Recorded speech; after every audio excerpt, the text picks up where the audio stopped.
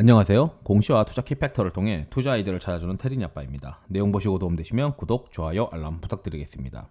투자 자문사가 이제 돈 버는 두 가지 방법이 있고, 그리고 그 성장하는 조건들이 있는데, 돈을 많이 버신 분들 중에서는 나는 이제 투자 자문사를 한번 설립을 해서 똘똘한 매니저들을 고용을 하고 고객 자산들을 많이 유치를 해서 그 고객 자산으로부터 수수료 수익도 벌겠다라고 이제 생각하시는 분들이 종종 있죠.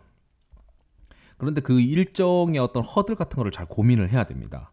그게 어떤 건지 저는 이제 제가 이제 투자 자문사를 한 세 군데를 다니면서 첫 번째 투자 자문사는 심지어 이제 설립할 때 제가 이제 그 아래 직원으로서 이제 설립 관련된 서류 같은 것도 작성을 하면서 느꼈던 점들을 좀 말씀드리도록 하겠습니다. 우선 보시면 어떤 거를 이제 고민을 해야 되냐면, 일단 첫 번째는 수도꼭지. 우리가 이제 그 투자 자문사가 돈을 버는 수도꼭지 중에 첫 번째는 고유 자산을 어떻게 매매하느냐입니다. 이 고유 자산은 고객 자산과 나름 이게 다르게 매매를 해야 돼요. 일반적으로 뭐 기관 투자자 자금이 없는 그 투자 자문사의 경우에는 사실 뭐 고객 자산과 고유 자산 간의 어떤 충돌, 이해상충 관계, 그러니까 뭐 똑같은 종목을 들고 있는 거에 대해서는 사실 누가 컴플레인 할 건 없지만, 대부분 이제 기관 자금이 있는 경우에는 이 고유 자산과 고객 자산은 따로 분리를 해서 매매를 해야 됩니다. 그리고 이제 고유 자산은 회사의 어떤 기둥이 되는 자산이기 때문에 여기서 이제 시장 따라다니면서 플레이하다가 시장이 박살이 났을 때 손실이 나게 되면 회사가 굉장히 휘청이기 때문에 보통은 절대 수익형을 노리면서 플레이를 합니다. 매매도 굉장히 단기적일 수도 있고, 그리고 IPO 자금들을 IPO 이제 되는 주식들을 투자를 하면서 IPO 전문 그 자금들도 따로 빼놓죠. 그럼 어떻게 하냐면은 계좌를 전부 다 개설을 합니다. 증권사별로. 그래서 그 증권사가 IPO 하는 주식에 다 이제 청약을 넣죠.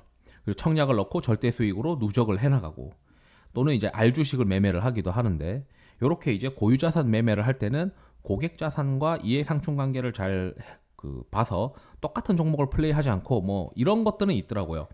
고객보다 늦게 사고 고객보다 늦게 파는 똑같은 종목을 만약에 매매한다면은 그렇게 이제 고유 자산 매매를 플레이하기는 합니다.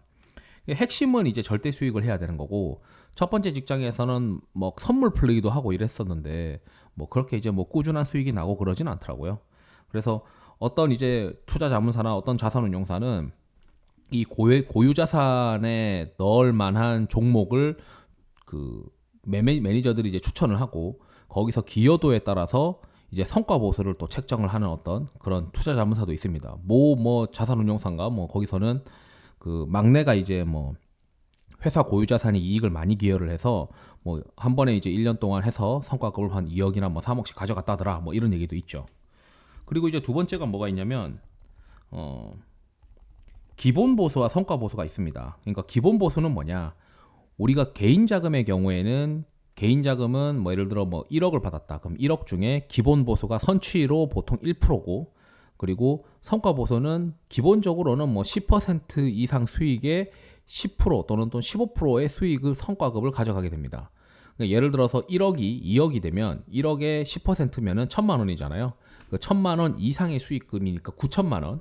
그 9천만 원에서의 15%냐 또는 20%냐 또는 10%냐, 이거는 이제 계약할 당시에 따라 허들이 다 다르게 됩니다. 케바케죠, 사실은. 그러니까 어떤 기업, 어떤 투자 자문사는 그 기본 보수가 없어요. 기본 보수를 제로로 잡고 무조건 이제 성과 보수만 이제 받는 걸로 구조를 짭니다. 그런 경우에는 이익의 뭐 10% 또는 15% 이렇게 이제 가져가기도 하죠. 그렇게 해서 총 두 가지 이제 수도꼭지가 있는데, 막연하게 보면은 야, 이거 투자 자문사가 돈 많이 벌 수 있지 않을까 이렇게 생각할 수도 있겠지만, 저는 이제 좀 더 깊게 드리고 싶은 부분들이 있습니다. 어떤 부분들이 있냐면, 자, 투자 자문사에 투자하는 고객들은 그 투자 자문사가 나름 전문 회사이고, 그래도 이제 선수급 매니저들이 모여 있으니까 이 절대 수익은 당연히 내야 되고 매년, 그리고 시장도 아웃퍼폼 해야 된다는 거죠. 그러니까 시장보다 수익률도 높아야 되고 무조건 매년 절대 수익을 원하는데, 이게 사실 그 굉장히 이상적인 내용이고 지속 가능하지 않더라라는 겁니다. 제가 예전에 이제 커뮤니티에다가 2011년도 당시에 시장의 변동성이 확대됐을 때 투자 자문사들의 수익률 또는 잘 나간다고 하는 투자자문사들의 수익률이 얼마나 박살나는지를 말씀드렸어요. 왜냐면 종목을 압축하기 때문이거든요.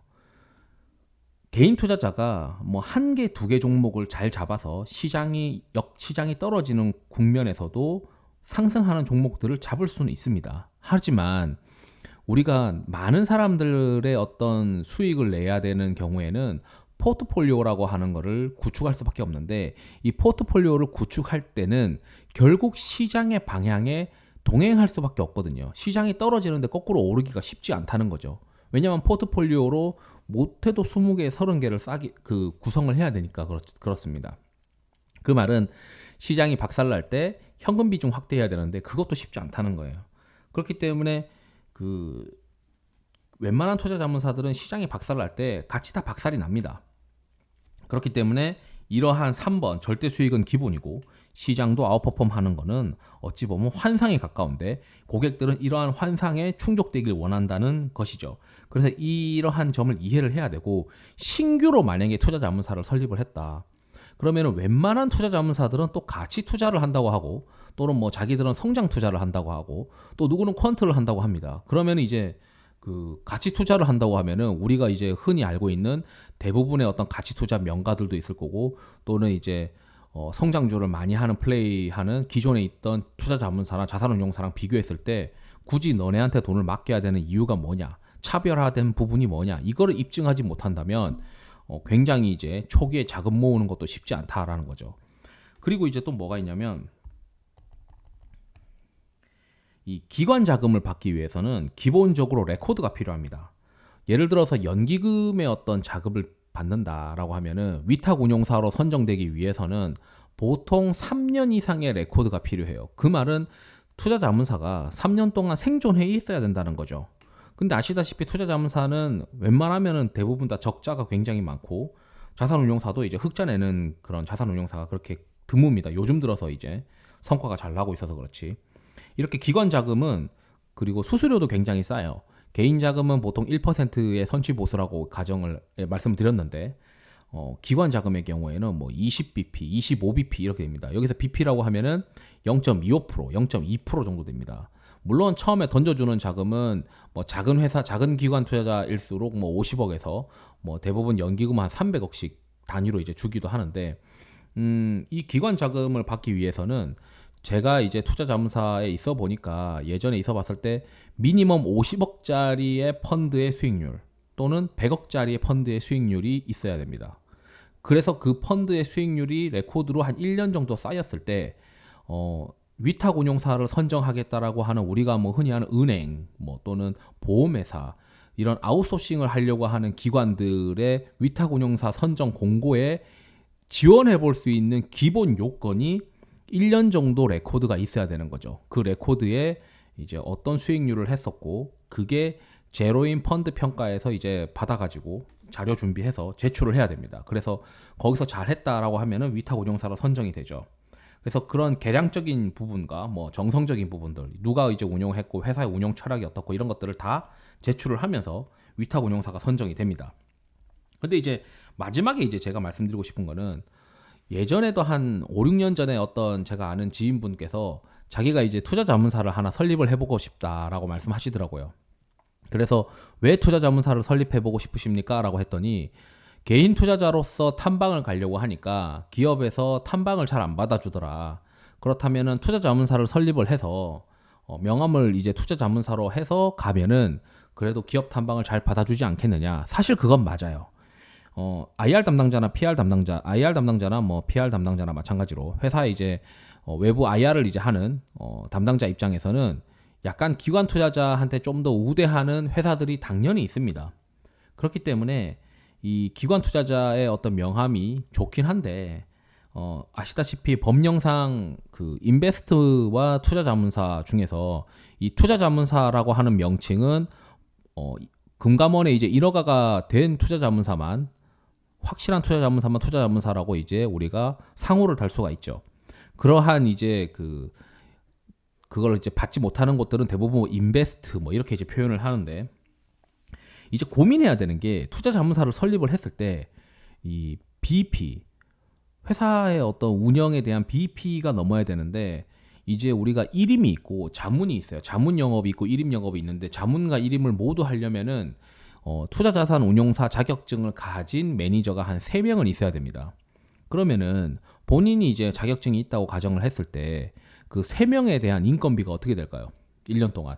그리고 회사의 어떤 운영 비용들 그런 것도 고민해야 되고 그러면은 매니저만 있어야 되나요? 아니면은 그 뒤에 펀드를 이렇게 회계 처리하는 펀드 계리도 해야 되고 그리고 회사의 회계 처리도 해야 되고 감독원의 신고 업무 해야 되는 직원도 한두 명 더 뽑아야 된단 말이죠. 그러면은 최소 미니멈으로 구성을 한다고 했을 때 회사는 한 5명에서 좀 넉넉하게 구성이 되면 6명 정도가 필요합니다.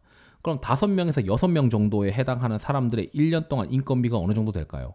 저는 그거를 한 2억에서 3억 정도로 보고 있어요. 그러면은 2억에서 3억 정도를 수수료 수익으로 커버를 해야 되는데 그 수수료 수익이 2억에서 3억 정도가 나오려면 금액이 이제 초기 위탁할 수 있는 고객 자산이 한 200억에서 한 300억은 되어야죠. 왜냐하면 200억 정도를 따라다니는 자금이 있으면 거기서 1% 가정을 했을 때 수수료 수익이 2억이 나오니까 그 2억으로 한 5명 정도의 1년 정도 인건비가 커버가 되고 거기서 이제 성과 보고서가 터지면은 부가 수익으로 이제 초과 수익으로 잡히는 것이고 더불어 이제 고유자산은 따로 이제 주주들과 그리고 직원들의 혹시 임시적인 어떤 비용을 커버하기 위한 고유자산 매매로 수익을 또 쌓아가야겠죠. 그런데 만약에 이제 200억 미만으로 이제 자금이 세팅되는 경우에는 굉장히 회사가 힘들어지겠죠. 왜냐하면 고유자산으로 절대 수익을 계속 내서 직원의 어떤 비용을 충당해야 되는데 이 고유자산의 수익이 휘청이게 되는 거죠. 그리고 내가 돈을 벌려고 하는 이유가 고객 자산을 좀 더 유치를 해서 돈을 벌고 싶은 건데 내 돈으로 내가 주식 수익 내서 직원들 월급 주는 상황이 되어버리면은 이 투자 자문사를 유지를 할 만한 이 니즈가 사라지는 거죠. 그래서 대부분의 이 투자 자문사들이 이제 문을 닫는 이유가 고객 자산만으로 기본적인 회사 비용이 충당이 안 되기 때문입니다. 그런데 말이 이제 200억, 300억이지 처음에 이제 투자 자문사를 설립을 했을 때 200억에서 300억 정도를 스타트업으로 가져올 수 있는 회사가 얼마나 되겠습니까? 대부분 이제 큰 회사에서 대형 이제 펀드 매니저가 나와가지고 투자 자문사를 설립하는 경우에 그 사람의 어떤 그 인지도를 보고 따라오는 어떤 자금들이 있을 수 있겠지만 기본적으로는 이 맨땅의 헤딩에서는 200개, 300개를 모으기가 쉽지 않죠. 그래서 이제 여의도에서도 수많은 매미들이 그냥 자기 돈으로 수익을 내지 남을한테 월급까지 주어가면서 이 투자 자문사로 도전하는 상황이 거의 제한적이다라는 거죠. 그래서 이제 제가 이제 말씀드리고 싶은 게 결국 이제 그 수도꼭지는 2개인데 이 수도꼭지의 고유자산 매매와 그 수수료 수익 2가지를 충당을 하면서 돈을 벌기 위해서는 최소 이제 제가 봤을 때는 처음 스타트업 했을 때 2, 300억 정도의 고객 자산이 있어야 스타트로 쌓여야 된다. 근데 1억 고객만 하더라도 200명, 300명이에요. 꽤 많죠. 그래서 처음에 이렇게 이제 2, 300억씩 모아서 스타트 할 수 있는 곳이라면 이 투자 자문사로서 그 생존 가능성이 있는데 여기서부터가 이제 시작입니다. 여기서부터 돈을 쌓아가서 기관 자금을 받고 첫 번째 기관 자금을 잘 받아가지고 그 레코드를 또 쌓은 다음에 기관 자금을 받으면 그 기관 자금으로부터 주문을 받는 증권사들이 있습니다. 그 증권사들에 있는 애널리스트들이 막 세미나들도 자주 이제 받을 수가 있어요. 그런 서비스를 받으면서 또 기관 자금을 받고 그 기관 자금으로부터 또 증권사들 세미나가 점점 활성화되면서 이 선순환 구조를 타야 되는데 이 첫 번째 선순환 구조가 타기 힘들고요. 그 다음에 이제 1,000억 정도 되면은 회사에 이제 그 수탁고가 1,000억 되면은 그때부터는 또 다른 어떤 플레이를 해야 됩니다. 왜냐하면 포트폴리오가 그 기존에는 좀 시가총액이 작은 거를 만약에 플레이를 했다면은 시가총액이 좀 중간 정도 이상의 어떤 큰 거를 또 플레이해야 되다 보거든요. 제가 이제 예전에 말씀드렸듯이 퀀트를 말씀드렸듯이 이 시가총액 구간별로 사람들이 투자를 하는 방법들은 약간 달라져야 된다고 말씀드렸듯이 이 사이즈가 크면 클수록 거기에 적응하면서 플레이가 달라져야 되는데 사람이 그렇게 쉽게 안 바뀌죠. 그래서 예전에 보면 투자 자문사가 1,000억까지 갔다가 이제 더 이상 늘리지 못하고 멈춰져 있는 투자 자문사도 굉장히 많고 1,000억에서 3,000억까지 또 어떻게 갑니다. 그러면 3천억에서 더 이상 가려면 어떻게 되느냐? 연기금 자금을 받아야 되는데 이 연기금 자금을 받지 못해서 멈춰 있는 이 투자 자문사도 굉장히 많더라고요.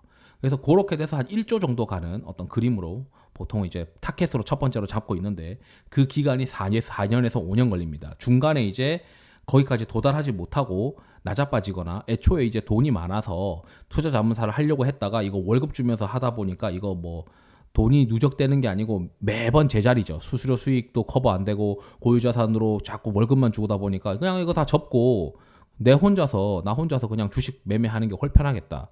다시 이제 매매 시절로 돌아가는 그런 상황들도 많이 봤다.